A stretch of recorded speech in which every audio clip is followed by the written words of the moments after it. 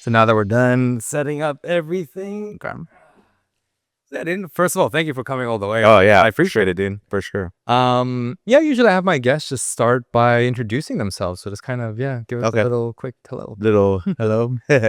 Well, my name's Richard Carrion. I go as DJ Maddhadder. Started mixing in the 90s. Okay. Yeah, mid 90s. Got some turntables and just kind of went out from there.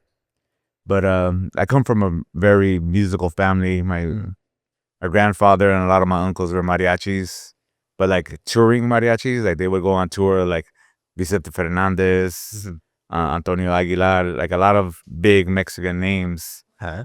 And in fact, my grandfather had a album out, and they were the first mariachi group to actually incorporate brass instruments. So give me a little background. I'm not really familiar with mariachis. Yeah. So like mariachis, I'm assuming it's mostly like acoustic. Like it's like a acoustic folk Evoke. Mexican. Yeah. So brass was kind of like it wasn't a thing, and then they incorporated it in their group, and so they were the original brass mariachi group. Oh. Yeah, there's another group out there that claims to be, but my grandfather was the first one. Was your family born and raised here, or? My mom's side was more born and raised here. My dad, I'm first generation on my dad's side, American. So, sorry. Phone was going off. Oh yeah, no, sorry. Yeah. So I grew up around music all the time. My dad, he sang beautifully. But that was the singer in the group. But the thing is he never really pursued music, and I think I kind of feel he never said anything about it, but I just felt that he's seen how his dad was gone so much. From the family, So once he started his family with me, I was the firstborn, and I just felt like he didn't want to be away from his family. So was he doing the music thing before he had a family, and then after that he was like, okay, I'm kind of called. Yeah, pretty much. Yeah, he had a group like in Mexico and stuff with all his friends and stuff growing up. Yeah. But then once his family started, he would just basically sing with family, family reunions. Yeah, very like local. Yeah, and he used to record. Like I have a box of tapes that he would do. He had a karaoke machine in our living room, and he would just record himself singing all the time. So I'm glad because he's passed away now. Okay. But I have a box of just tapes of him just singing and singing and singing. Really cool, like memento. Yeah, for sure. I cherish that. Yeah. I mean, was he very like? Did he love? It sounds like he loved having music in the house. Yeah. So was he very much like, while you were growing up, did he kind of nurture any kind of musical interest? Yeah, for sure. And the thing that's kind of funny because I don't play any instruments. Yeah. And that's kind of why I went towards the DJ thing because. I was like, how do I do music without actually playing any instrument? Yeah. And my dad was a drummer, but he didn't play guitar or anything either. And we never grew up with a drum kit in the house. So there was like nothing for him to show us. But it was just, music was always on, always singing.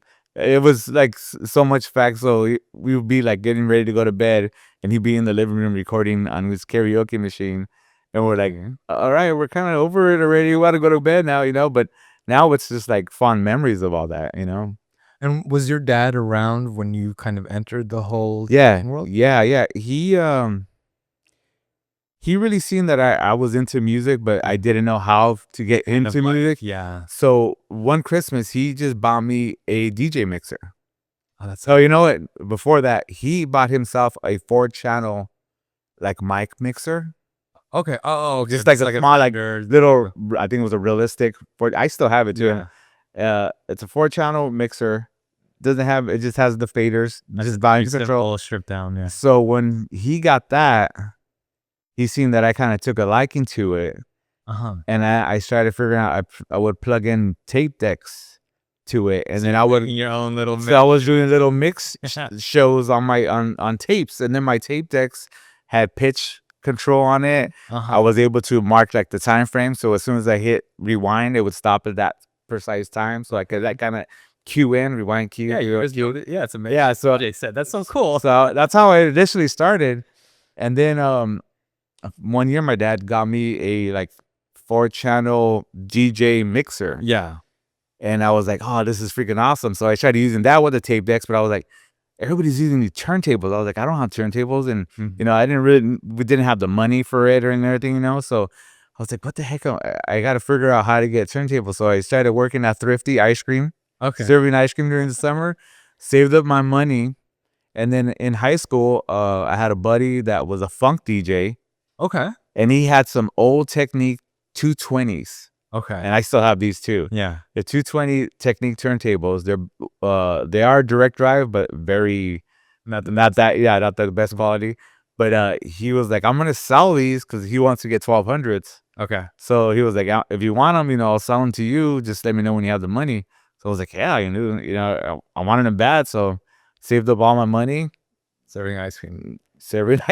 How old were you during this? I was about 16 or around 16, yeah. So around the time when your dad got that little 4-channel mixer and you were kind of doing the whole tape, were you around 16 or were you even younger? No, it was even younger. I want to say probably everything started around 13-ish. Yeah. Did you know you were technically DJing at that point? No. I was like having fun. Yeah, I was just having fun. And then, at that time, being a kid, I loved the movie Beat Street. Mm-hmm. And then I would see him doing his little techniques where he would play a track on a turntable, and then go to like something on the tape deck, and then actually get like a tambourine and start playing along with it. So I started like emulating that, doing different things, just trying to incorporate the sounds. I had no way to record any of this, because I'm using the tape decks to play the music.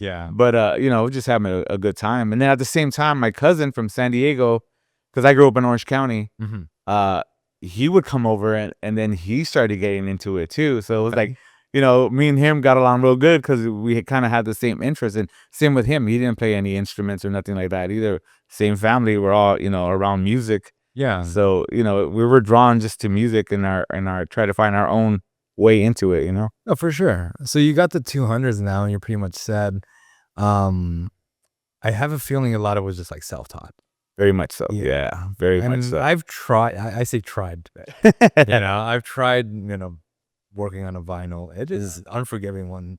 Yeah, especially when you don't have quality turntables. And without the quality turntables, I kind of feel if you could do a decent set on those, when you do get to 1200, you're gonna be awesome. Oh yeah. You know what I mean? Because it's a little less work. Exactly. So you should be really good. I mean, by that point I would say EDM in general in the scope, or were you just kind of like in format, whatever? No, I was doing mostly hip hop. Okay. Yeah, that was kind of once I did get the turntables, then I was like learning how to do stuff on my own. Yeah. Then I started. It's funny because one of my enemies in high school, just the guy, me and him just clashed heads. We did not get along. And then one day we were in the same class, and we just started talking, and he was like, yeah, dude, I write rhymes and I rap and stuff. And I was like, really? And I was like, well, I'm trying to like DJ and stuff. Okay. And then we ended up being best friends, man. We started like a little rap group, and I would make beats and do breaks on the turntables and stuff. And so that really kind of got you. Yeah, that got me really motivated to try to do it. But it was still all strictly hip hop, and then especially vinyl back then. I still have my vinyl collection. I have like over 20 crates of vinyl. And from when you started, and it's all different genres because I wasn't even looking like just for like hip hop's tracks or like break beats. I was just looking for sounds, different sounds, trying to find like I would never look at a record to try to find like a certain break or something like that. I just wanted to hear different sounds, different, just different rhythms, different, I just You're very like open to whatever came your way. Yeah, so I wanted to see what I could utilize from different things, like even like horror, like. Just vinyl, just make it anything just to try to figure out how I can incorporate it into something. Did you find like you had a lot of like, I don't want to say failures, but this just never worked? Would you say you had more? Yeah, for sure. You're just trying and trying. Yeah, trying, for sure. And see. And then once I got a computer, that changed the game because now I could actually take a little piece of a song and do something with it or save it on something, to try to cue it up. How long did it take before you I would say how many years before you got the computer? Probably like a good 3-4 years after I got the turntables and everything. Yeah. So by that point in those 3-4 years, you were pretty well versed with what you had. Yeah. Were you doing shows in that time in between? No, not yet. Nothing yet. And you're 16, remind me, right? Yeah, like 16, Okay. 17. And yeah. you made friends with your enemy, and you guys kind of started doing Yeah, duo. yeah. Did you guys ever record any of these? Yeah, I got tapes of a bunch of stuff. Yeah, I got a bunch of stuff that I never go back and listen. No, I'm just joking. Yeah. But there's a couple of songs that I've produced, and I got some samples on there that I'm like, damn, I'm like, I love these. Some of these tracks, I'm like, I really enjoy it. And some of them I actually try to redo them just to make them a better quality because I recorded them on a tape 4-track. So you have the hiss and stuff like that. So it was a cassette tape 4-track, and I try to redo them, like reproduce them, and they just don't sound the same the way I did it. Yeah. And it just analog, that analog feel. Yeah, it's just completely different. Damn. Okay, so like, I mean, I'm curious to know, at least by that point, you know, before you even got to the computer stages of things, because that changes the whole game. Yeah.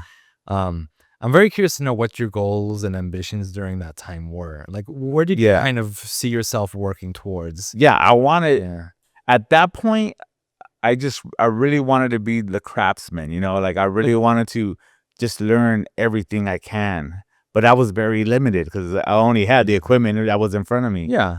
And so it was just kind of weird. And then, you know, at the same time with him and the group, we were trying to get like money together to get into a studio, but then it kind of took my hands away from doing the actual music. Yeah. You know what I mean? Because then there was an engineer and then a producer, and I was like, it's kind of pushing me back from the group, you know?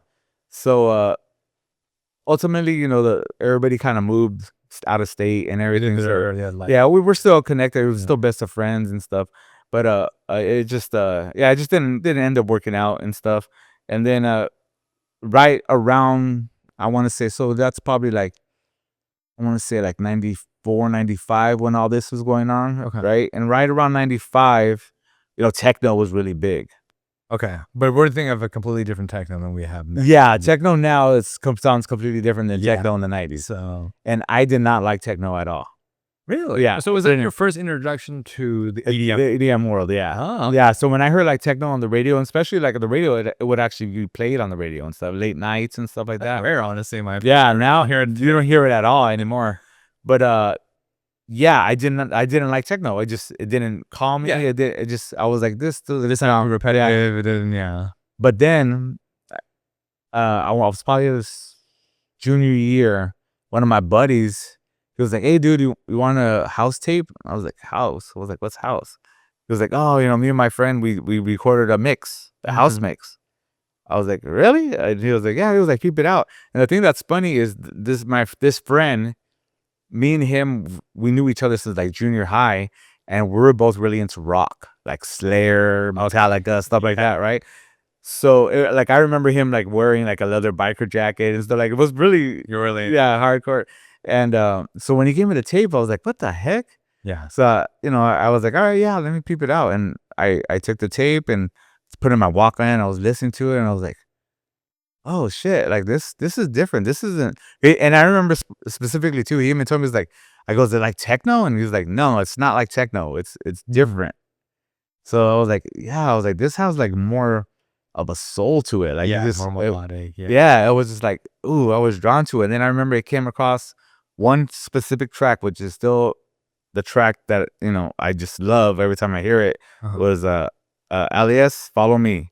Alias, Follow Me. Okay. Yeah. And when that track came on, and I remember specifically how he mixed it in, because as soon as the beat kicked in, he spun back the song that he was coming out of. And I was just like, dude, what the heck was that? Like, and I was like, I hadn't really even heard a spin back before. I was like, you don't really do that in hip hop, you know? So I was like, dude, this is different. I was like, at that time, you know, coming from like the mariachi sound of my family, I was like, this has that soul to me in it, you know? And I just got bit. I got bit from the bug, and I found myself at record stores looking at electronic music, house music and stuff. And I stopped going for hip hop stuff, you know? I just started grabbing records, and then I came across Hard House. And I was like, oh, this is energy. I was like, this is like straight energy. You're like really feeding into this like you know, high pumping hard sound.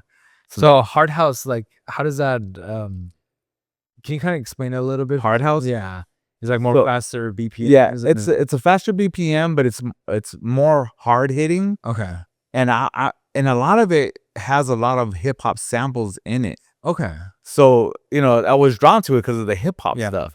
And then you could like kind of play a track at 45 and still go into that house mix and stuff. So it was very hard hitting. It wasn't like a hardcore sound, like, real like Gabber style, which it's a little more down tempo and more danceable, know. But I love that energy that it brought. It was different, It was almost like a rock. You know what I mean? Okay. Because, like rock like Scorpions, AC/DC right there. But then you got Slayer, Metallica, which is, a completely different feel. So that's what a hard house was to me. It was like just more of that edgy, hard hitting, but it's still dance music. Yeah. So it kind of had like those melodic elements, so danceable. Yeah, yeah. Yeah. So then you just started transitioning to that. Yeah, I just went to that. I would still do like my buddies were still like at that time, especially because he dated me without staying until after we graduated. Okay. But still around like how old were you when this is around 17, 18, 19. Okay. Yeah, like those 3 years, like right when I was about to graduate high school. Point, yeah. Yeah. So then I started gigging under Maddhadder as a house DJ. So let's touch on that. Okay. You just said you picked the name Maddhadder. Yeah. Right, pretty much around 16, 17. No. Okay. No. Okay. So initially with the group, my friends started calling me Rich Tax. My name's Richard. Yeah. And they were like, Rich Tax. Yeah, they were like, that makes sense. So I kind of went with it initially, but then I was like, it never really felt like me. Yeah. Right. And then I was like, I need to find my own name. So I remember me and my cousin from City Route, because he started DJing and stuff too. And my cousin from San Diego, DJ Timid. And we were like sitting around thinking of names, putting them in a hat, trying to draw them out, right? Trying to figure out what name would go good. And it's funny because he drew a cartoon character of me, and I had it painted on the wall. Okay. And I'm wearing a hat, a backwards hat. Yeah. Like a paperboy style. Yeah, yeah. And it's funny because I still didn't have a name. It was just, we drew it on the wall, and I was like, man, I gotta figure out a name. I go, it has to be like me. And then like the next morning, every time we would wake up to go eat breakfast and with the family and stuff, my dad would right away start yelling at me to go brush my hair, because I basically get out of bed to go eat breakfast, right? So I would get all mad and go brush my hair and then come back. I was just basically throwing water in my hair. And then after that, just out of pure laziness, I would just grab my hat put it on my hat. Right, just to say like, and just go. And then after, I was like, dude, I'm always wearing hats. Yeah. I was like, let's go with Maddhadder. I go, well, we got to switch it up, because I go, nobody really says Maddhadder. Yeah. You know what I mean? Everybody's kind of lazy about it. So I was like, let's spell it with D's. So I'll go Maddhadder. And it works, honestly. Yeah. It works really well, in my opinion. And then the way you could do it, just on top of each other, it works out perfectly. Perfect. So I was like, yeah, let's just go with that, dude. I was like, it suits me a lot better because I'm always wearing hats. Hot moment. Yeah. Yeah. So, it just stuck after that. And once I started putting it out there and stuff, it started working. Yeah. So let's talk about you putting yourself out there. By that point, you have your name. Were you at all doing gigs yet, or still now? There's more for once like around 18, 19. Okay. That's when I started doing like house parties and stuff like that, like undergrounds. So your first performances were house music. Were house music. Yeah. Do you remember your first one? Oh shoot, I haven't even thought of that in forever. Yeah. We wanted to throw a party. And we wanted to throw like a small flyer party, because it was my friend, the rapper, his girlfriend, then wife, her birthday. So they wanted to do a flyer party for her birthday. And my buddy's house had a big yard. So it was like, let's do it there. And we used my equipment, my turntables, and the little sound system that I had. Yeah. That was the first gig, but it was actually a really good party. And we had we booked other DJs that came in, and that's when I really learned a lot more from that one party, because the DJs we booked were already known DJs. So when they showed up to mix, I was like, oh, they brought their own needles. Oh. I was like, I never would like, I wouldn't have ever thought of that. Yeah. I was like, oh, I was like, oh, they got like actual cases for their records. Mm-hmm. You know what I mean? And so I tried to see what like. Yeah, I tried to see how they did it. And I was like, oh shoot. I was like, oh, I'm missing a lot still. Yeah, I was like, I thought I had the techniques down, which were pretty much there, but Yeah. I was like, oh, there's a lot more to this. Oh, headphones? Wait. Oh, so when I mix it in the bedroom, no, it doesn't really matter. So I could just put the cue on and you just hear it. Yeah. So it didn't really matter. And then again, I wasn't really making mixtapes because I was using my tapes for like name drops and stuff like that, So I was like, oh shoot, there's a lot more to this that I really need to figure out. So after that party, it kind of threw me for a loop because I was like, I need to figure out all these other little things and headphones. And then I was like, wait, why does some of them only have one headset on it? With just one ear and the other side is just the cover. And then I was like, wait, this other guy's holding his earpiece, like on a stick. Yeah, I've seen those. Yeah, and I was like, where do you get those? And then I started learning about like Pro Sound and like order magazines and stuff. Back then there wasn't really like an internet. I could just look. I was gonna say you were very like disconnected from a lot of things. Yeah. Because this was what, like the mid-90s, I would. Yeah, mid-90s. Yeah, so your access to information was very limited. Yeah, it was just basically whatever's in my circle. Yeah, and then if you wanted to like expand it, you had to like actually go out there. Yeah, and find people. Yeah, exactly. Yeah. Okay, so now you're kind of like your world is opening up. Yes, yeah. And then when the internet hit, shoot, that was game over. Oh, yeah, that was game over. Yeah, so it was just like looking back on it, I was like, it was fun because you're learning all this stuff. Mm-hmm. And it was just a passion, like I wanted to learn about this. It's kind of funny because like you go to school to learn, right? Yeah. But the thing is, you're not learning stuff you want to learn. Exactly. So I was like, this is stuff that I want to get into, and try to figure out all these little things and stuff like that. So now that you kind of like saw that there was more to it, did you try and connect with those guys? Or yeah, absolutely. Yeah. Just start networking, try to like talk to them and see where they got their headphones at. What then that's when I came across Dr. Free Clouds, which is a old record shop that's still in, it's still around. Yeah, really. And Roddy Core, at that time it was Roddy Core and Simply Jeff owned the record shop. So it was really cool to go in there, and these are well-known DJs, and it was back in the day. It was a little overwhelming because it was just like bins and bins of vinyl, but then there was a wall, and it was just a wall of a bunch of DJ mixtapes.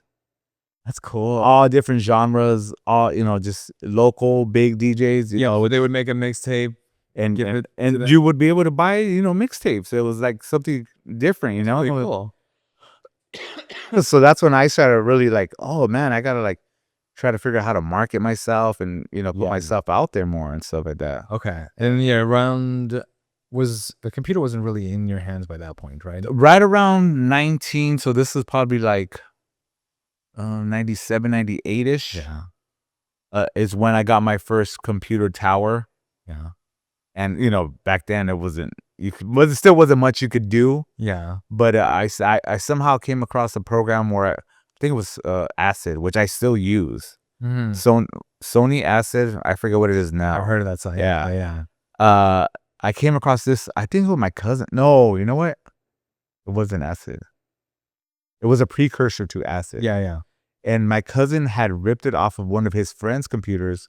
So it wasn't even a good quality. Yeah. Like a lot of the features and stuff didn't even work, but the basics were there. Yeah. And I was like, oh, I could record on this. So this is your gateway into producing. Yeah. Okay. Different music and stuff. Yeah. So one side you're trying to like market yourself and open your network, and the second side you're just starting to like dabble your feet. Yeah. So learning production work. Learning every little. Yeah. Because at least back then, correct me if I'm wrong, at least people who produced house music and stuff, they kind of had like hardware gear. Yeah. It was still very expensive. You still need a lot of hardware. Yeah. Was that even on your radar? Like the whole hardware? Well, yeah, but it was just out of reach. It was just too expensive. Yeah. Like even just to get the studio time was just expensive for an hour, Yeah. And then a lot of them back then you had, it was like, $100 an hour, but you had to book 3 hours. You know what I mean? Oh, damn. So it wasn't like just $100. It was like, you got to pay the 3 hour, for the 3 hours. So it was very hard, trying to figure out that. But once I got my hands, dude, I can't remember it was definitely a precursor. Vegas. That's what the program was called? Okay. Vegas. Yeah. It was exactly like acid. It was called Vegas.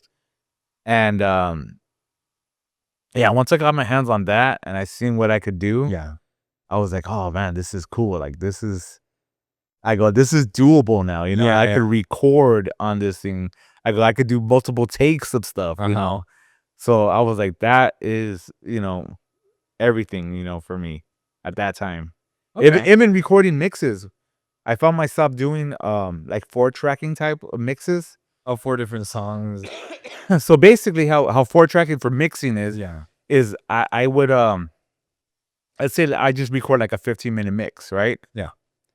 But then I'd go back over it and mix other songs over those 15-minute mix. Mm-hmm. So then it would like double the amount of tracks that I'm playing. I see. You know what I mean? Like, so into like some, when there's like a little, just like a break of just nothingness of just the beat, I could throw another song on top of that. Okay. And then, over another song on top of that. And then I could, everything I could volume out, balance everything, mix it real good on the computer software. So I started doing stuff like that. And then at that time, what came to me was Richard Humpty Vision, or Richard Vision now. Uh-huh.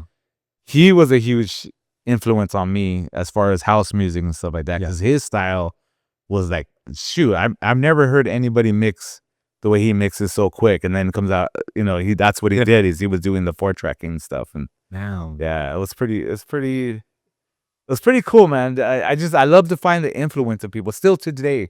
I love finding influences in people's ideas and thoughts and stuff like that. Okay. Or even the way they roll. Like, you've had a few people on here that are friends of mine, like Wendell. We go way back. Really? Yeah, we go way back. My son, we used to go to his house and mix, and my son was in the Carrier. And now he's one of the residents on my show, Underland Radio. Yeah. He's one of my resident DJs on the show. Yeah. So he came into his own, and like, when me and Wendell go way, way back, man. It's fun. We lost like contact for a big chunk, and then we ran into each other, and dude, it was like, that's like, awesome. Yeah, that's super awesome. So he's been on that was the first show I seen of yours, where I was just like, this is cool, Yeah. And then I seen B Chang's Brian. Yes. Yeah. I was like, I met him too a long time ago. Well, let me finish my story, but let me just tell you real quick. I met him a long time ago because I wanted to get back into the scene. Oh, and he had DMI. Yeah, but this is the precursor to DMI. He was doing I think he brought it up too, MK Milk Crate DJs. Yes. Yeah, so that's how I met him. And then years later, Wendell's like, hey dude, I met this guy Brian. He booked me for this show, and then I went to the show. I was like, I know you. Yeah. And I was like, we met like years ago. So it's funny. It kind of came full circle. Yeah. Both of those guys are big influences. I love vibing with them and just talking shop with them. They're when you say you go back, are we talking about like when you're like 18, 19 in New Wendell? No. So yeah. Right around there. Okay. So once I started, let me go back. So once I started actually gigging, and I was getting big, just kind of building myself in my status and everything. I was pretty already well known in Santa Ana, where I grew up, and then my cousin from San Diego. Mm-hmm. So we're like, what can we do to like just kind of like grow? Both of us as DJs and stuff. So we started a party cruise, right? But then I was like, okay, well, how can we grow this even more? So I was like, we had a chapter of our party crew in Santa Ana. He had a chapter in San Diego, and then one of his friend's cousins lived in Long Beach, and he seen what we were doing. So then he started one in Long Beach. Okay. So we kind of did it like that. So whenever they would throw parties, we would all like mob out to San Diego, or they'd come out to Orange County. Each other. Yeah, we just keep moving in circles, So we were growing, it was doing good. Mm-hmm. And yeah, we were doing, some cool stuff. Even with Wendell, I didn't even know until like pretty recently that I booked him for his first gig. No way. Yeah, which is I had no idea. And he was talking to somebody who was like, dude, this guy booked me for my first gig. And I was like, what? Me? I was like, I thought you were already established. But it's funny. We met Wendell, my cousin and I met Wendell on a chat room. Oh. Yeah, because we were like, okay, we're doing this little circuit thing. So he was like, let's try to branch out and start like a management team. Let's. Okay. Yeah. I mean, we were super young and ambitious. We were just trying to figure out what our next move is to try to keep growing and stuff. Yeah. So yeah, my cousin met Wendell on a chat room and we started talking. It was like, yeah, I played jungle and drum and bass, and at that time I knew about it, but I wasn't really into it. And then I forget, he must have like somehow emailed us a mix or something. I don't even think it was even possible back then because technology just wasn't there yet. I mean, I remember it would take like 10 minutes to download a picture. You know what I mean? So we ended up linking up and we just became friends and just started doing stuff and everything. Yeah. And so then right around 98, towards the end of 98, actually like mid 98, my girlfriend, now wife, got pregnant. Okay. And then at the same time we were doing these events and stuff, a lot of my crew had guard cards. Sorry, what is that? Guard cards. So they were like official security guards. Oh, okay. So then we were like, okay, well, why don't we start doing security for other people's events? Okay. And it was like we would do anything from like warehouse parties and stuff. And we were legit. I'm sorry, but we were freaking dope. And none of our parties would ever get shut down. We would put a guy on the roof. We would put a guy in the corner. We had walkie-talkies. We had metal detectors. Okay, you guys were. Yeah, we were like legit. So cops were coming.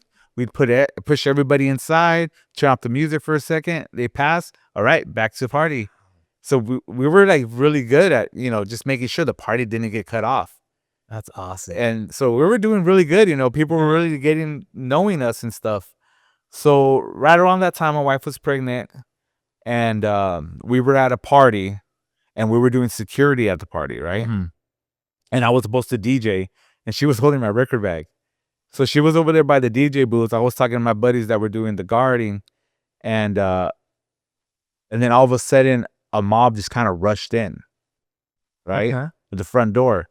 And when that happened, my buddy he was like, dude, those guys had guns. So I was like, oh shit. So my wife came in. I was like, hey, let me put my bag in the trunk of the car. As soon as I said that, you just heard pop, pop, pop, pop, pop, pop, pop. They started shooting inside the warehouse.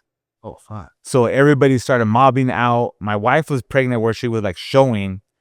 Everybody just jumped in my car. She was getting squished because people are trying to jump in the back seat and stuff. Mm-hmm. And after that, I was like, I have way too much to lose now. Like this isn't. It was a lot of risk. Yeah, it was too much now. And after that, I just did a few more gigs, and then I kind of just stopped. Uh-huh. Then my baby was born. So it was a long time. So from there, so it was like 99 to 2000 is when I kind of stopped gigging at that point. Yeah. Then So I always had my turntable set up. They were in the living room forever with just some of the more notable vinyl and stuff like that. Yeah. And finally, my wife's like, just put this in the garage. It's taking up room in our living room. It was set up in the living room. Yeah. So I was like, all right. So we put it in the garage. And then one day, we were in there. I was just messing, cleaning up the garage or whatever. And my son's like, hey, Dad, can you show me how to mix? And dang. So I started showing him little techniques and stuff, and then I was like, dude, I forgot how much fun this was. And at this point he was like 10, 11 already. Oh wait, so there was 10 years without me gigging. I would do family parties or something like that, and occasional like mobile gig, but not like how it used to be. Yeah. Because like for those kind of gigs, you kind of have to play to what the crowd wants. Yeah, exactly. You get an artist. Yeah, even to this day, I do not like doing mobile gigs. It feels like work, huh? Especially me, like I have a very eclectic style. So if they say, "Oh, play Mexican music or Spanish music," I was like, "Yeah, but what I listen to isn't what you guys want to play." Yeah. So so this is 10 years. Yeah, it was a good 10 years that I hadn't gigged or done anything. So I started showing him. And then I was like, dude, I just I completely forgot how much fun this was just to play. I would still produce and make like break beats for my friends and stuff, Okay. but I wasn't like out there like mixing. Yeah. It's a whole other animal. Yeah. Producing versus gigging is different. So yeah, I started showing him, and even when I showed him, and I always bring this up on our show too, I was like, I really just showed him the techniques. I didn't show him any style, I was like, I'm gonna show you the very basics of everything. Fundamentals, because you got to find your own style. Yeah. I'm not gonna show you what I do because I don't want you to be like me. I want you to be like you. Yeah. And yeah, his style is completely different than mine. Is your son into, like, is he gigging as well? Yeah, he's been gigging a lot now. Yeah. Oh. Yeah. And and he's part of the group, part of Underland Radio. Yeah. So yeah, every time like I get booked for something, I'll try to push him or one of the other residents. We have Mix Fix and DJ Timid, my cousin. He's still aboard, and whenever one of us gets booked, we try to push each other to get booked for each other. Yeah. So yeah, it's been really cool. How did he kind of end up? The thing is, he really came into his own, and he loves playing everything. Okay. And see, he grew up listening to, music was always in the house. Yeah, always in the house. Yeah. So it was funny whenever he would have his friends over, and they were young kids. They'd be chilling in the garage. Yeah. And they're playing music, like with the music then, and he's like, oh, this is a sample of this song. And they're like, what? How do you know that? They're like, oh, yeah, that's a sample from Zapp and Roger. And they're like, who's Zapp and Roger? Like his friends didn't. So he was really well. Music. Yeah. And then once he got to like high school, he got really into, his friends started becoming really into music. They were like part of the band and stuff like that. Yeah. And my son was still like practicing, learning DJing and stuff. Mm-hmm. But they all really got into like jazz and stuff. Okay. Which I was like, dude, these are like teenagers, Yeah, that's very and they're listening to like old. He was like, oh, dude, he was like, Dad, you know Herbie Hancock? I was like, what are you talking? I was like, go to their garage, there's records and vinyls, and then they started going through my records and stuff. And because, like I said, my collection is all genres. Like I'll have from anywhere from comedy records to gospel records to blues records to it's like I just wanted sounds. So they started just going through my records and everything. Sounds just listening with them. Yeah. So then every once in a while they'll come around and they're like, oh, dude, your dad has all kinds of stuff that, we never heard before and stuff. So it was pretty cool to see them. And they're still all friends to this day, too. So, they'll come to our gigs and stuff, too. That's so cool. Yeah. So, so this is 10 years later now. Yeah. I mean, you said in those 10 years, you have been at least producing too. Yeah. Just messing around on the computer, making beats and stuff. Mostly hip hop still. Very much very hip hop stuff. You never it never interested you to kind of. I wanted to, but I was like, I don't know. I kind of felt like I wanted to stay in my lane and just do what I did. You know what I mean? And I was like really, really into like Jay Dilla and so like even all my beats were very like off brand, you know what I mean? Yeah. They weren't something you would hear on the radio. Even when I show people, they were like, it feels like it's missing something. I was like, yeah, it's supposed to miss something. Like, it's an interpretation of what it's almost very experimental. Yeah, exactly. Yeah. So I was like, it's not supposed to be finished. It's supposed to be like, it sounds like, yeah. So it was a very niche type of gravity. Yeah. So even like the hip hop at that point was like everything that I was listening to was like nothing on the radio, you know what I mean? Yeah. Like, it was always all like underground stuff that I would start listening to. So now that like you said, like, okay, your son asked you to kind of teach him how to mix, I'm assuming that kind of sparked a little something. Yeah. Spark. It's kind of funny because at that time I worked literally a mile from my house. It's nice. Yeah, it was very nice. So I found myself going home for lunch, and instead of going and eating, I just go to the garage and start mixing. That's cool. Yeah. So then I was like, shoot, I could go live on Facebook. I'm gonna go live and mix. Okay. And I would just do little lunch 30-minute mixes, and then just grab a sandwich and go back to work. And I was just doing that, just practicing up, And then at that point, I still only had vinyl. Okay. So I was like, I need to try to figure out new music and stuff. So I was like, this was around like what, 2010? Yeah, right around there. And so I was like, okay, well, I know everybody's using CDJs now. Mm-hmm. And I was like, I really don't want to do that. Yeah. I go, but nobody's using vinyl anymore. Yeah. So I was like, what if I get a controller? I have a laptop. So I remember one specific Christmas, for some reason I got a bunch of like gift cards and money and stuff. I don't even know why. Like this never happened before. I was like, so I was like, all right. I was like, I got this money and stuff. And I remember it was either Christmas Day or the day after, like the 26th of Christmas, right after Christmas. I went to Guitar Center, and they had like little like used booths, like it was just a bunch of like used equipment that they were selling like at discount. So I was going there, and I was like, shoot, they have a couple of like DJ controllers. So I was like, I should try to utilize one of these, maybe do something like that. So I remember I picked out 2 different ones because I had enough money to buy these little controllers. So I was like, let me try these out. So I got a couple of them, took them home, started playing around with them, and I was like, oh, okay, this is basically like turntables and stuff, but it's not really.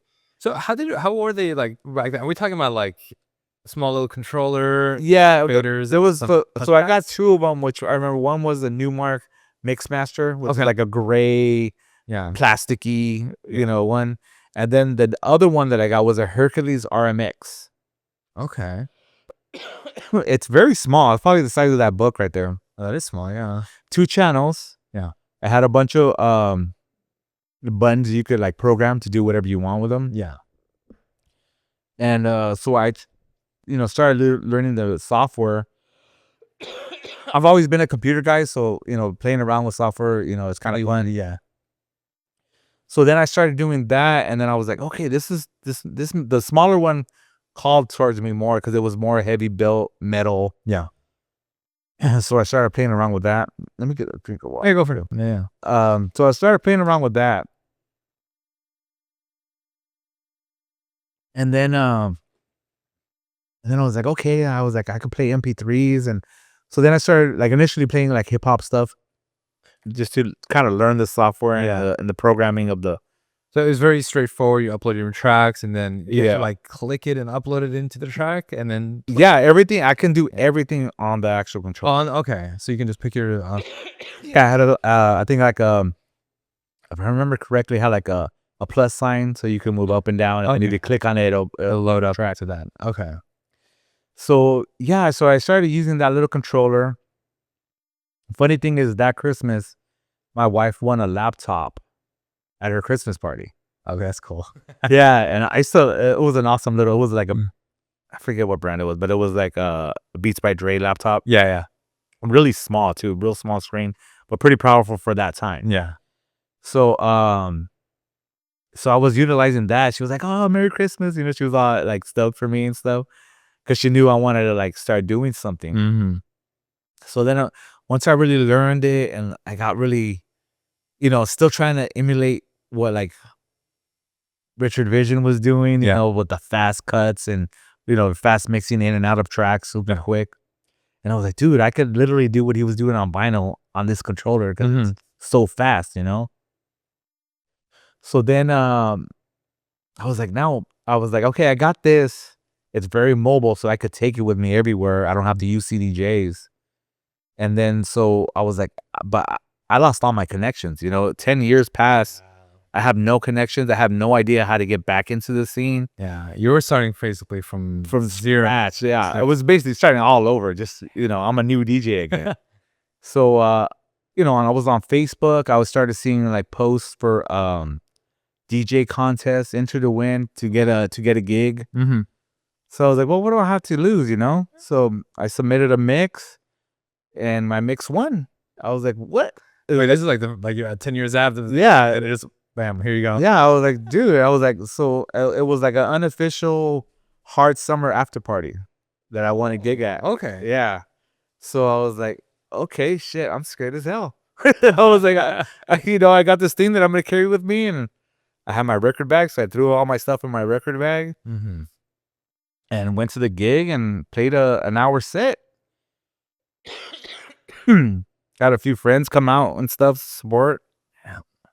So after party, how did that after party look? Are we talking about like a warehouse? Was it more like an outdoor venue and stage? Hey, it was a warehouse with a stage. Okay.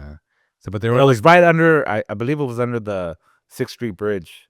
That is nutty. Like this 10 years. Yeah, I still have pictures from it too, and I'm like, dude, that night really changed everything. So once I won that. Yeah. I got cool with the promoters and stuff. Yeah. And I just started gigging. And then, from there I would do like one a month, just try to. I'm curious to know, like, what type of mix did you submit to them? It was a house mix. And at that time, like I said, I was still really into like electro. I mean, hard house. Yeah. And that's not like a thing anybody listened to anymore. Yeah. Kind of just went away. And I love that energy still. Mm. And at that time I was like, what kind of house can I play with that still energy in it? And I came across like electro. Okay. And so it still had that energy, like real fast, real hard hitting. It wasn't like a hard house, but it would still have that energy in it. Yeah. Yeah. So I was like, I'm gonna do that. So it was an energy. I mean, it was an electro set that I submitted. Okay. So then when I came back and started gigging and everything, that's what I was playing at a show house for the most part. Although for quite a while actually. Okay. And then I just kind of got bored because everything kind of sounded the same. Yeah. You know what I mean? Like, Yeah. And I started going through tracks and going through tracks. I was like, these all just sound the same. Mm-hmm. And I was like, there's no like. It kind of quickly came and went. Yeah, and I was like, it just wasn't vibing with me anymore. And I was like, I want more of a challenge and stuff.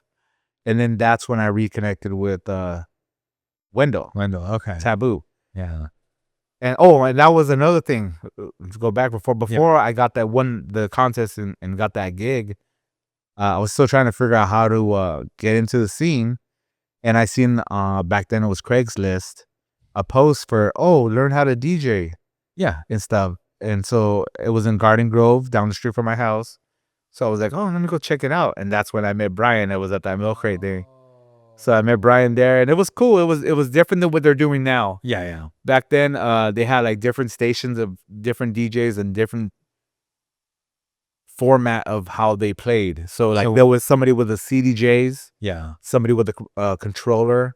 Somebody with turntables. Okay. I remember one guy specifically, he would mix on iPads. So he would have two iPads plugged into a mixer. Okay. And mix that way. Yeah. So it was just different medium, Yeah. And it was cool. So I remember I met Brian, and the main DJ guy, was there, and he was kind of weird at the time. I remember he was kind of standoffish from me for some reason. But me and Brian would chit chat, and he was explaining stuff to me. I was like, oh, this is cool, I was like, this is kind of like a little way in for me to get different medium what I want to do, which I ended up going with the controller. Yeah. So all my gigs and everything, I was still bringing that laptop and that little controller with me everywhere. Even the event that you won. Yeah. Like, here's my setup. Yeah, here's what I said. I would plug in next to the CDJs and everything, Yeah. And then did the job, yeah. Yeah, I would, and at that time, a lot of people were doing that. There'll be CDJs, and then a DJ would come with their controller, plug in next to them and stuff. Yeah. But then I would hear all kinds of rumbling about, this sucks. We got to wait for the controller guy to plug in and different stuff like that. So I was like, no, I really got to learn CDJs. Yeah. But I just didn't have access to it. Yeah. So, so like I said, I was gigging still for quite a while, made cool with that same promoting team. Yeah. And then they started doing a show in Pomona, called like Backyard Boogie. It was like in the back of a bar. It was like a nice little patio area and stuff. And they would just do open decks all night. Okay. So I was like, oh, this will work. And it was like, I don't remember, it was like a Wednesday night or something, like just an off night, Yeah. So I was like, this could work, where there's nobody going to be there really. And I get to go play on some CDJs. So I'd go, and my wife would always get pissed off because I would be, it's like a school night, where I still got like kids and stuff. Yeah. And I'd go out to Pomona and just play around with the CDJs and pick them up and stuff like that. And initially I had trouble with the CDJs because I was trying to mix on them like of their turntables. What CDJ 1000? Probably CDJ 1000. 1000, Right? okay. Yeah. So what I was doing was like when you bring back, like you cue up your track on vinyl, Yeah. you kind of give a little nudge when you release the track to catch up on the speed. Yeah. So I was doing that on CDJs. It's like play with some memory. Yeah, just to give that little nudge, and it would always mess me up. And I was like, oh dang, I couldn't do it. And then one of the other DJs from the crew, Bacteria, which I'm still friends with, he was like, hey dude, try using the Q button. because he played on turntables. Yeah. So he was like, yeah, try using the Q button to count in, come in with the Q button. I was like, oh, okay. And I started playing around with the Q button. I was like, oh, that makes so much sense now. And I was like, yeah. Then he was like, dude, you could loop pieces. I was like, what the fuck you mean you could? Yeah, I was like, Yeah, there's like a world. this is something completely different. I was like, loop. I was like, oh shoot, okay. So like, oh, this is cool, man. I was like, all right. The world he left was a much different world. Yeah, when it came coming back. yeah. So things advanced. Yeah. Yeah. So you're still kind of catching up. Yeah. So even to this day, like, Mm-hmm. I try to learn as much as I can as far as technology. Yes. Yeah. But the thing is, and I always say this on my show too, is like, I kind of feel like I have a little bit of a cheat sheet because when the technology fails, I still have my analog to fall back to get me back on track. You know what I mean? Yeah, that's honestly something I've noticed lately because I have the Zeta and Friends series where I bring on DJs. Lately I've been having much younger people come on. Yeah.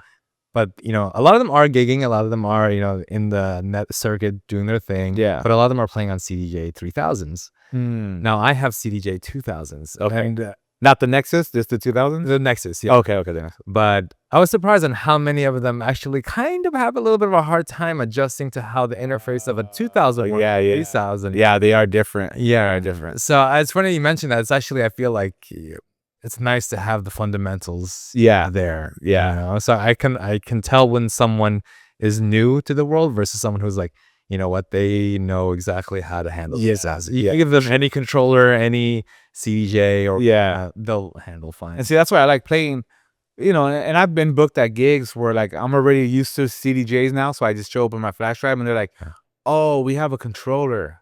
It's like, no, like, yeah, I was like, well, let's plug in my flash drive on that, let's do it. But sometimes it's helpful when they give me a heads up, so just prep. But when I show up and I'm like, okay, yeah, let's do it, we'll still rock. But it's just fun learning all the technology of different things. And I kind of prefer the 2000 Nexuses. Oh, okay.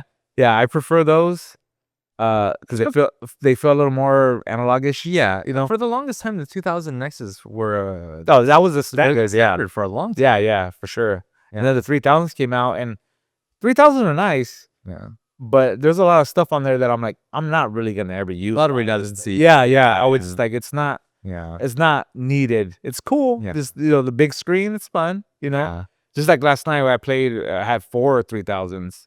Okay. Which I was like, oh, this is kind of fun. Cool. It's like a giant spaceship. Yeah. I was like, that's pretty fun. Yeah.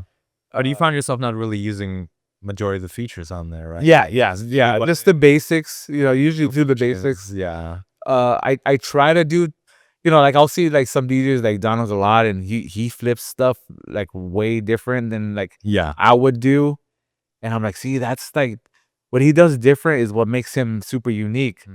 But I don't want to do what he's doing because that's his thing. You know what I mean? Yeah. So I'm always trying to find different ways to do what I do, my style. Yeah. I'm always trying to be like original. As much as I can. Yeah. So you're starting to gig a lot now. 2025, and then you're starting to do gigs back in 2010. So once I came back and got in with the promoter, I went from gigging like every month. I'd have a gig every month. You were moving then. So yeah, I just started moving. I just started going, and then every once in a while, life happens, and you kind of like just stop for a couple of months. Yeah, and then it would just pick up again, and then eventually that crew kind of fell apart, and then I started getting really more into drum and bass and stuff. Okay.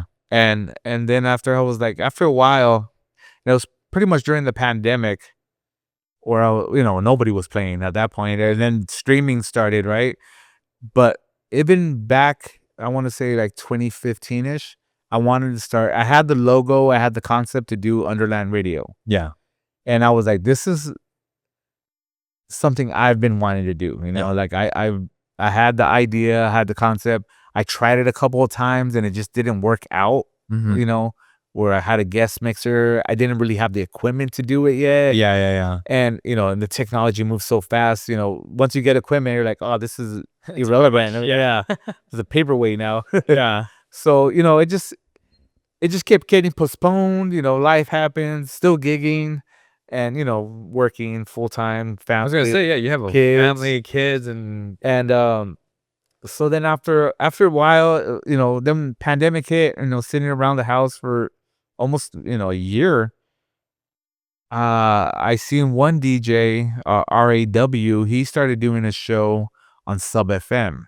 mhm. And I seen his posts and stuff, and I hit him up. I was like, "Hey, dude, how did you get on Sub FM? Like, how did it work?" And he was like, "Yeah, you just submit, something, your concept to them, and if you approve, then you get like a slot." Okay. And I was like, "Oh, okay, that's interesting." So I was like, I was thinking just doing like a podcast Yeah. version, just do a show and then just put it up for podcast. Mhm. But I was like, but if we could do that and just broadcast the podcast basically, and then release it as a podcast. Mhm. So I was like, all right, that's interesting. So I kind of like just marinated on there for a while, and then it was kind of weird. Like, it was already towards the end of 2020, and I ended up submitting a mix and kind of waiting for them to get back to me. And that time, my grandfather passed away. It was like right at the end of Thanksgiving, like the weekend of Thanksgiving. He passed away, and he lived with me at that time. And so it was just kind of like a big hiatus, coming out of the pandemic. Just things were just weird, it was just like a weird time. And I remember it was like the week before New Year's, they sent me a message saying that I got approved. And I was like, oh shit. I was like, I need to get equipment. I was like, I still don't have the access to do all this stuff, but Yeah. the concept was there. So I was like, all right, cool. So I picked up a couple of things, and I remember the first initial show with just me. I would just like, it was a 2-hour episode. So I was like, dang, like that's a lot, for two-hour mix. So I kind of like, I used that show to introduce myself, to the world, basically. Oh, okay, I see what you're saying, yeah. So it was funny too, because I remember when I tried to do this back in 2015-ish, because it still comes up on my memories where I'm like, oh, Underland Radio coming soon and stuff. And I couldn't get any, like, underlandradio.com was not available. Underland Radio on any of the social medias weren't available. So I was like, what the heck? So when this happened, like I said, it was odd. Everything was just weird times. Everything was available. Underland Radio tags, underlandradio.com, .net. You got them all. I got them all. Yeah. And I was like, okay, cool. I was like, let me get all this done and, Yeah. Set up, ready. set up. Yeah. Got it all set up. Everything just fell into place. Yeah. And I was like, oh my God, I'm actually doing this. Then the first broadcast is coming up. And I'm like, okay, cool. We're going to be on Wednesday. Mm-hmm. Wednesday comes and I'm getting ready to, I was like, somebody's broadcasting right now. And I'm like, what the heck? So then I started messaging, Sub FM. And I was like, hey, dude, somebody's broadcasting right now. I'm supposed to be coming on. And they're like, dude, we're a UK station. Oh, shit. So it's UK time. So my show was actually the day before. Oh, so you missed. So I missed my show. Oh. So I was like, oh, dude, I was like, I didn't even think of the it just didn't dawn on me. Yeah, yeah. So he was like, it's cool, dude. He was like, you can start next Tuesday, figure out the time frame, the correct time and everything. Yeah. So yeah, so we broadcast every Tuesday at 10 p.m. on Sub FM, which is 6 a.m. Wednesday their time. Okay. So yeah, so they were super cool about everything. Even to this time, you're still broadcasting. Still broadcast every Tuesday at 10 p.m. So I could be in London right now, and I just tune in at 6 Yeah. and I'll hear you. Yeah, Yeah, that is really cool. Okay. So yeah, the whole concept, pretty much worked. I produced the show. Everything's all pre-recorded. We produced the show. So basically, we have a guest mixer come in or submit in a 45-minute mix. I do an interview with them, and then how the show is I do a little intro. Then I'll do like a 15-20-minute mix. Okay. And then it'll be their guest mix. I mean, their guest interview, then lead into their mix. And then one of the residents will close out the show. Okay. Which they usually do like 40 minutes. Guest mixer does 45. Nothing is like, it has to be exact. Oh. I try to get to, like, if a guest mixer turns in an hour mix, most likely I'll just play the full hour. Okay. But I try to do it a 45-minute mix. So if it's 46, no biggie, Yeah. So that's why my mix varies, because if they do an hour mix, it's gonna cut out of my mix, So initially it was just me, and I would bring in a guest mixer, and it would do an hour. Okay. So I would do a mix for an hour. They would do a mix. The guest mixer would do a mix. So I did like maybe 6 months like that. Mm-hmm. And then I realized I am running out of music. Like I was like doing a show every week. I don't want to play the same songs. Yeah. And I do now play multiple genres. So I'll play like dubstep. I'll do a trap set. Like I do like all different genres. Okay. Sometimes all of them in a set too. But so I was just going through records like crazy. Yeah. And I was like, I don't know if I could keep up this pace every week, because now all my free time is trying to find new songs and stuff. And costly too, is you try to figure out, Like all these oh dude, I was like, this isn't gonna work for me. And then still paying for the website and the podcast distributor and all that stuff. So I was like, shoot, what the heck am I gonna do? And then, like I said, my cousin Timid from San Diego, he's the one that does all our graphics for our show, because he's a graphic designer, as a trade. And but he still mixes just for fun, pretty much. So I was like, hey dude, I was like, you want to be a resident on the show? He was like, what do you mean? He was like, so just like every week, submit a mix, give me a mix, and I'll break it into 3 parts. So that everybody's just a little shorter, but it's gonna help me not have to look for an hour of music every week. Yeah. So he was like, all right. He was like, let me try it out. So then he did it. And then at that time my son was still mixing and stuff. I was like, dude, record me a couple of mixes. I wanna hear, because you never really record mixes. You would just mix, you know what I mean? Yeah. So I was like, record me a couple of mixes. So that he did a couple of mixes. Like, damn, this kid, he's pretty good. Like he's doing good. So I was like, you want to be a resident too? And I was like, and you and your cousin, your uncle would just switch off. Like every other week. Like 2 weeks. Yeah. So then I was like, dude, that'll work. I was like, it'll help me out a lot. My mixes are getting a lot smaller. And at the same time, I was like, I'm promoting you guys as well. Yeah. And then I knew Mixfix for a long time. She I met her years ago, because at that time I started doing drum and bass and stuff. And a buddy of mine started doing like a collective. And she was like a guest mix on the collective, and we just kind of stayed in contact, and we're good friends. And then after a while I was like, let me ask her if she wants to join in too. So then I asked her, and she was like, let me think about it, because at the same time she was kind of going through her separation with other crews and stuff. And she was like, yeah, let's give it a try and see how it goes. And it's kind of cool, like we all like have a part in it. Like I pretty much do the show. Yeah. They all submit mixes to me, but at the same time, everybody else has a part. Like my cousin, he does all the graphics for all the show, all the show, all the websites and all this stuff. He does all the graphics, submits them to me. She's like our promoter. She she does all the promotion for the team and everything. And initially too, I was like, I want to start this radio show, but I also want to branch it off into doing other things, using that platform to do events. Yeah. To do, everything always in mind. And I say this on my show a lot too. I was like, I never really understood the hate, in the scene. That there's always like bickering. You hear it all the time, like, no, this guy sucks and stuff like that. Yeah. And I'm like, but the thing is like, there's enough room for everybody. You know what I mean? And even on the show, if there's a DJ that I'm not technically like interested in his style that he plays, but I was like, somebody else is. Yeah. So I'm not gonna let him play a set. You know what I mean? Like, even though it's not my taste, I'm still gonna play it because somebody else will like it, and that's what it's all about, like sharing the difference. Yeah. So I was like, I really want to use this very positive platform to just push stuff out and try to just get it out there. Yeah, just get it out there and just be very positive and really inviting for everybody just to do stuff. So this has been going on for 3 years? No more. It's going on 5 years. 5 years, yeah. So so our first show aired in 2021. Oh, okay. Yeah, that was our first show.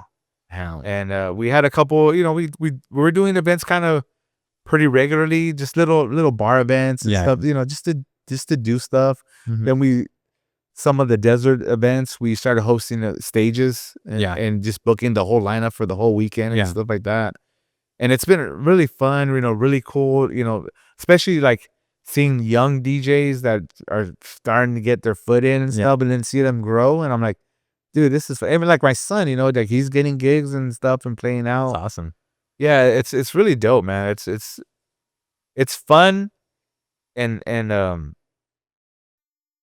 it's just like very motivating, especially like hanging around with B Chang and Aslan. He's been on your show as well. Very, very motivating.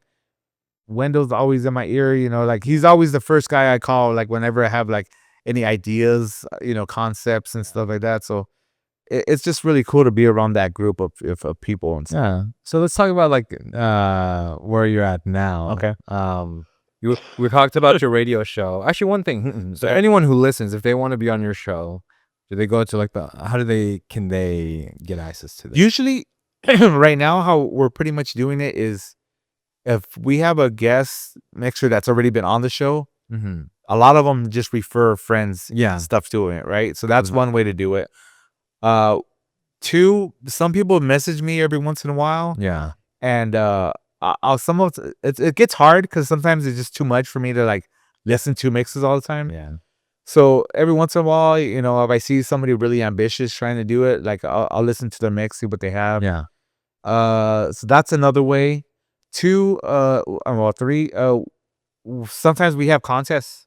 Okay. Where we're submit a 30-minute mix and get a chance to play on the air. We did one last year, and we ended up picking 3 winners, and they all got featured on the show, and that's cool. So it was really cool.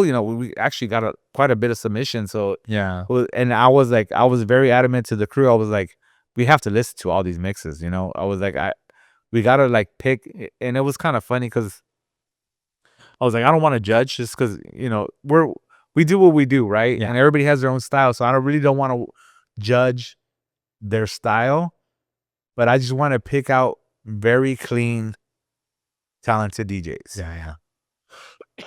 So that was the only criteria. I was like, just make sure we're gonna pick out somebody that's talented and clean. Yeah. We were getting a lot of submissions, and we only do electronic music on the show. Yeah. So any format, electronic music, trap, drum and bass, house, techno, whatever you play, just electronic.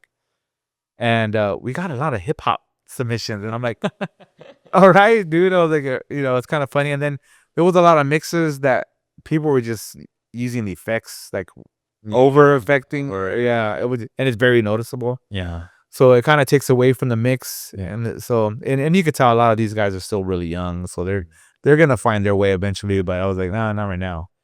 Also, right now we have we're doing an event in November, so we have a contest on our website where you could submit a mix and get a chance to open the night. So we're trying to get new DJs that don't know how to get into the scene and don't know how to get gigs. Kind of the same way I did, is I submitted to win a contest and got the gig. So that's what we're doing now. We're doing a 2-room event. It's gonna be drum and bass and house. Okay. And we have 2 winners possibly to open each room. Okay. And when's the deadline for that? I believe it's gonna be mid-October. Okay. Yeah, so it's gonna be mid-October. Okay. I haven't picked a date yet. We're really just fine-tuning everything right now with the lineup and everything else. So is this here in LA? Yeah, it's gonna be here in LA. Okay. Yeah. So okay. Yeah. And then let's kind of touch base on, you have a release coming up now. Yeah. So like I said, we were doing events for a while, this whole within the whole thing. But this last year, I kind of put a pause on doing events and then gigging, because I wanted to focus on production. And I had a concept. Initially, I was a little ambitious, but I was like, I want to do a drum and bass album and and a house album, and drop them at the same time. Okay. So I started producing stuff, and I was like, dude, this is just way too much. It's a lot more time consuming than I thought it was gonna be. I was like, yeah, I made tracks right away, but the mixing and mastering, because I wanted to do everything hands on. I wanted to do everything all across the board. So I was like, it's just way too much. It's just too time consuming. So I was moving forward more with the drum and bass. So I was like, all right, I'm gonna continue that, doing the album, drum and bass album, and the couple of house tracks that I did have, I just put them out. Like I was just like, I'm just gonna release them, and let them do what they do, you know. So I just focused on drum and bass and just did the whole album. It's called Enter the Drum Lord. Okay. And the whole thing was a concept. It was, I was like, nobody really does this anymore. That was another reason I wanted to do it. Yeah. Like, do an album. It's not a huge album. It's a total of 8 tracks with a couple of those are inserts. So, sure, I forgot. I think it's like 6 actual songs and then like a couple of inserts. And I just wanted to, I came up with a concept, came up with this character named the Drum Lord, kind of a take on Star Wars, like, sci-fi stuff. And I just I'm kind of telling the story of like the Drum Lord, and so kind of every song you'd want to, if I wanted to listen to it, I would listen to a certain listen to it in order. Yeah. Okay. So it's like an introduction of the Drum Lord, like the intro. Then there's a couple of tracks are just like talking about like, I'm trying to think of I should have brought the song list. Yeah. The one is like Rise of the Drum Lord, which is, drum and bass track, basically introducing him. Then the next track is called Run, which is me like run from the Drum Lord because he's coming, like kind of like a Darth Vader type character, And then there's like this I guess like a radio announcement saying that they found the Drum Lord to send in Mad, which is kind of like a take on me. And then the next track is shoot, I forget what it's called. Intercept Transmission, which is kind of talking about like they've kind of figured out where he's at. Yeah. Then it's Mad Chaos, which is kind of a very full hectic drum and bass track. And then the next one is shoot. Yeah, I should have bought the next track list. So good. And then the very last track is like a liquid drum and bass song. So I kind of went like off of like Star Wars, like I said. Yeah. So you start out, like all the Star Wars kind of start up with a bad, and then it gets worse, and then the good guys come and beat the bad guy, and then there's always that like release almost. Yeah, release of like very humble and So that's what I kind of did with the album. So I feel like, I mean, it sounds like each track there's variety in this. Yeah, you get it from heavy and chaotic to very like chaotic and soft. It sounds like, how long did it take this? It took me a year, and there's actually a couple more tracks that I was initially I was trying to do 8 tracks, but 2 of the tracks I just couldn't get them done in time for the album, and so I just stayed with what I had. It was like the full story's there, but the 2 other little fuller tracks just didn't get. Was it because like they was it the time constraint, or you just didn't feel like it was reaching that? A little of both. Yeah. Time constraint. Then at the same time, like I was telling you last week, because I turned everything in this week. So last week was kind of my last week. And I was a cutoff line. And then me and my wife got sick, and it was just like a bunch of stuff. So I was just like, and the tracks weren't quite ready yet. So I'm just like, you know what I have now tells the story that I was going for. So I was like, I think that'll work. And then also when I produced this stuff, I wanted to do a little bit different too as far as me as an artist. I was like, how can I do this and go to my roots of producing hip hop stuff? Okay. So that's where the it was kind of hard because with hip hop stuff, I would do a lot of sampling and stuff like that. Can't really do that for an album now if you want any kind of credit or So I was like, how can I do this? So I started going through royalty-free like samples. Yes. And I started just grabbing little pieces and just building around whatever the sample is. So that's the whole album is like that. And it's when you hear it, you still hear the hip hop. There's a lot of break beats in each song too. So do you feel like, I feel like from what I've heard so far, these 8 tracks really kind of like tested your skills as a producer. Yeah, very much so. Yeah. So I mean, for someone like who's listening and they're getting into producing, most likely they were probably like DJing, getting into producing. I mean, what are some of the struggles you faced with this track, and what was like your methods to kind of circumvent it? And I think I have a lot of friends who are producers as well. One of the biggest issues I see across the board is like them struggling to get something done and wrapped up. They kind of create a track, it sounds good, it's there, and then for some reason they just kind of drop it. I think one of the big reasons is to the producer. You're creating something, you're never really finished with it. There's always something you could tweak. There's always something, even when you release, you're like, dang, that could have had a little more high on it. Something could have been taken out. It just, you're never going to finish it. So putting that done stamp on it is very key to just move on. And like, just get it to the point where you're comfortable with it and then move on to the next one. And then also this one, what I've noticed too is a lot of tracks, especially in electronic music, I feel like a lot of tracks are produced for DJs. Okay. So like they'll usually have like a long intro, where you could like kind of beat match, cue on, and then you usually have your drop, and then you have your bass of the song, and then you have just like an outro of nothingness. You know what I mean? Where it's just like the loop of the beat, right?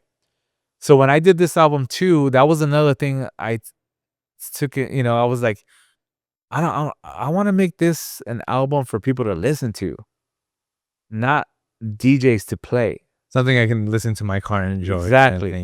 So I was like, it's just, again, it's a concept album, something a little different, which not really different. It's just something nobody really does anymore. So that's where I kind of went with it too. I was like, I don't want to make it for DJs. I want to make it for people that are they want to listen to music and not really drum and bass fans. I want to. That's why I kind of incorporated more breaks and like that hip hop feel in it, but still very drum and bass. And I think all this, I did a gig one time, and I was playing drum and bass, and I was playing really hard, like dark Nero drum and bass, right? And I could see it wasn't a drum and bass crowd. They weren't really feeling it. It was too much, too deep, too much, right?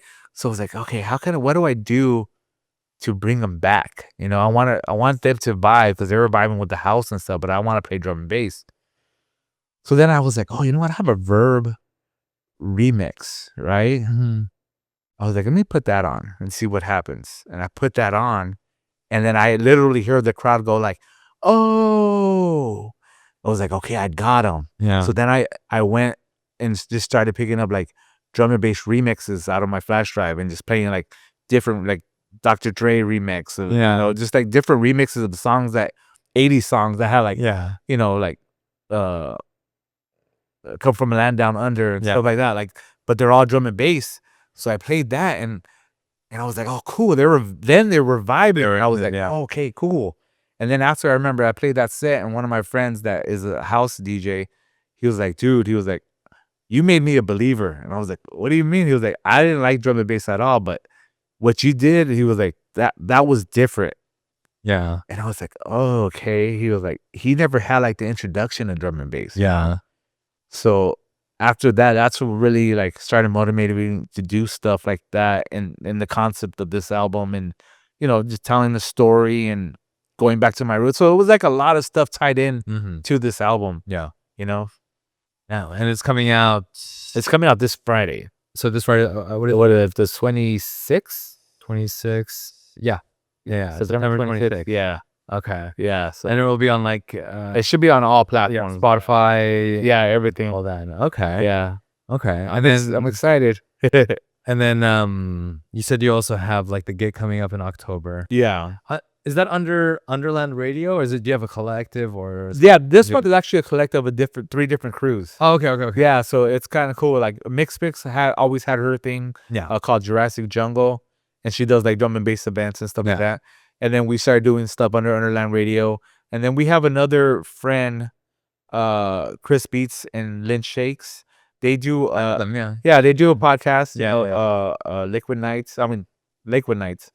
And they're we just became friends, we would go do their stream, and they've been on our show several times. And even he he was mostly known for doing house, Chris Beats. Yeah. And then he changed his name to Chris D and Beats and started doing drum and bass.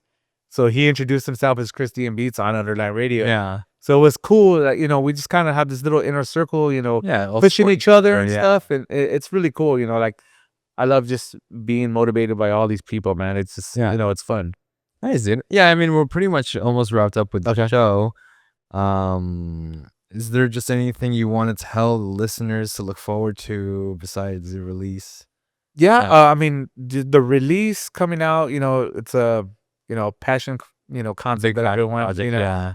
And just when I started the whole thing, Yeah. I work production for a friend of mine that does like big Indian weddings. Okay. Yeah, so it's usually a lot of production, Yeah, I've heard Indian weddings tends to be a lot. Yeah. So we would have once we set up, we have a lot of downtime. Uh-huh. And that's when I started working on the album, because I started bringing my laptop and that's back at home just working on stuff, So yeah, it's been a full year when I first started doing this. How does it feel to be like at this point in time, like 5? It's exciting. It's exciting, Yeah. and I felt like my shoulders drop. You know what I mean? Once I submitted it, I was like, it's done. It's off my hands now. It's see what happens with it. Yeah. Kind of go from there. That's but awesome. yeah, so that's fun. And but yeah, I mean, allow yourself some downtime before the next project, or are you just gonna straight into that? And the thing that's funny too now because my son's working on stuff, he's doing his own productions too, and I was like, I think this is my last album. I was like, it was just too time consuming. I was like, I think moving forward, I'm just gonna just do a song, finish a song, and release the song. I'm not gonna like just crazy do a whole concept, thing. Yeah, that's what I'm saying now. But you never know. Yeah, you never know. Yeah. Oh yeah. So, but yeah, I mean, besides following us on social media, underlandradio.com. Yeah. And you also have your personal. I have DJ Maddhadder.com. I have a bunch of dates. Once I got the release date for the album, I just started booking gigs. So I'm booked clear until end of November. Oh damn! Okay. Yeah, so I'm gonna be busy. Exciting, busy, tired already. Awesome. But like just this week alone, I told you I'm ready back and forth. But underlandradio.com, djmaddhadder.com, social media pretty easy. I couldn't get Maddhadder on social media, so I had to flip it. So it's Hatters_Mad. So I'm on social media under that. And yeah, I mean, that's pretty much it. Just look out for events and tracks that'll be released in the future. I'm actually really excited to listen to this. Oh, yeah. Yeah. Well, thank you for being on the show. Oh yeah, thanks for having me. Yeah. Once I seen a window on there, and then I seen Brian, I was like, oh, dude. I was like, and I love the format, because I don't get to do this too much. I do an interview on our show because it's always reverse. Yeah, that's one thing. Yeah. And but two, I try to keep it between like 5 and 15 minutes. Oh, okay. So they're just because it's mostly a mix show, but everybody really likes the interview portion of the show. And because I always say, like, it gives you just get to know a little bit, of the person. I think that was something, just a little story that I kind of started this concept because you go to shows and you see your artists, love them. Yeah. You don't even know who they are. You don't even know how they sound. They don't even know how they started. Yeah. It's like, I would always wonder, I wonder how he got there. Yeah, exactly. How did he get that sound? So I was like, all right, let me facilitate that. Yeah, that's how it seems to be. And see, that's what I like too. Back in the day, in the 90s, there was Power 106, which was on Power 106, but they had Power Tools with Richard Vision. Yeah. It was the host. And back then, it was super cool because they would have guest DJs on and they would have interviews with them. Yeah. And then they kind of went away from the interviews for a while, and now they're doing them more now because now it's a podcast as well. So I was like, I kind of want to do my own take on what they were doing. Started. Yeah. Yeah. Awesome. Well, thank you, man. Thank you, man. I appreciate it. Yeah. It was fun, man. Yeah, good to meet you and stuff.